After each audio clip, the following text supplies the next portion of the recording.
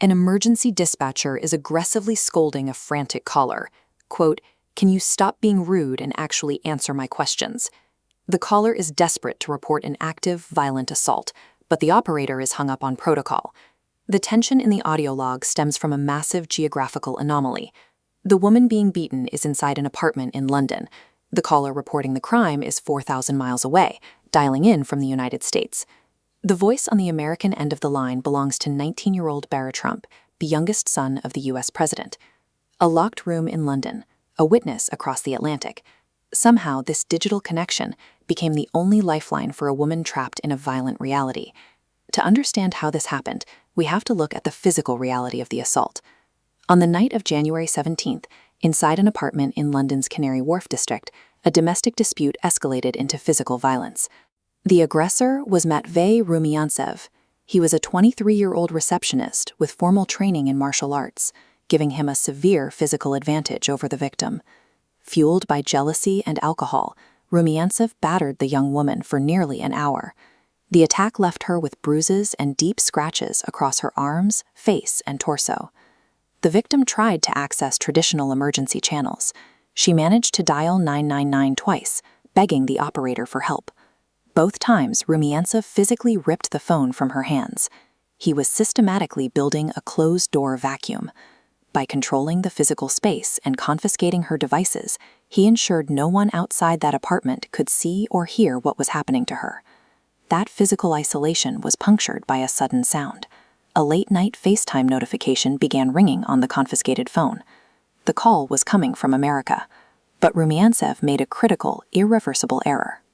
Driven by a twisted desire to punish her and show off his absolute control to her American friend, he accepted the video call. The digital window was incredibly brief. The live video transmission across the Atlantic lasted somewhere between 1 and 7 seconds. In that flash, Trump saw a bare-chested man with dark hair answer the phone. The camera was then violently flipped, revealing the victim crying and bleeding on the floor. Then the line went dead. By seeking an audience for his violence, the abuser broke his own quarantine. He inadvertently handed an ocean-away witness undeniable visual proof of his crime. Flooded with adrenaline, Trump had to figure out how to route an emergency dispatch from the U.S.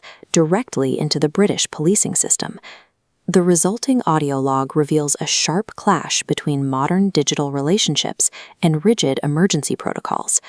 The London dispatcher demanded formal, strict details to process the call. When asked how he knew the victim, Trump, frantic, said they met on social media. He argued that the details didn't matter because she was actively being beaten. The operator fired back, demanding he stop being rude and precisely answer the intake questions. Despite the interpersonal friction on the phone, the gears of the system turned. The dispatchers secured the address and immediately mobilized City of London police officers to the location. Officers arrived at the Canary Wharf apartment, interrupted the violence, and arrested Rumiantsev on the spot. The sheer speed of global digital communication, a transatlantic video ping followed by an international phone dispatch, successfully outpaced a violent escalation happening behind a locked door. Even in custody, Rumiantsev tried to maintain his grip on the victim. Within hours of his arrest, he was calling her from the police station. Days later, he smuggled out a letter demanding she drop the charges, actions that earned him an additional charge for perverting the course of justice. The trial convened at Snaresbrook Crown Court. Prosecutors faced a classic hurdle. Their star witness, the man who actually saw the assault through a screen, was in America and would not testify in person. Instead, the prosecution built their case around the objective digital trail. They relied on the 999 audio, the victim's own harrowing testimony, and Rumiantsev's incriminating jailhouse letters.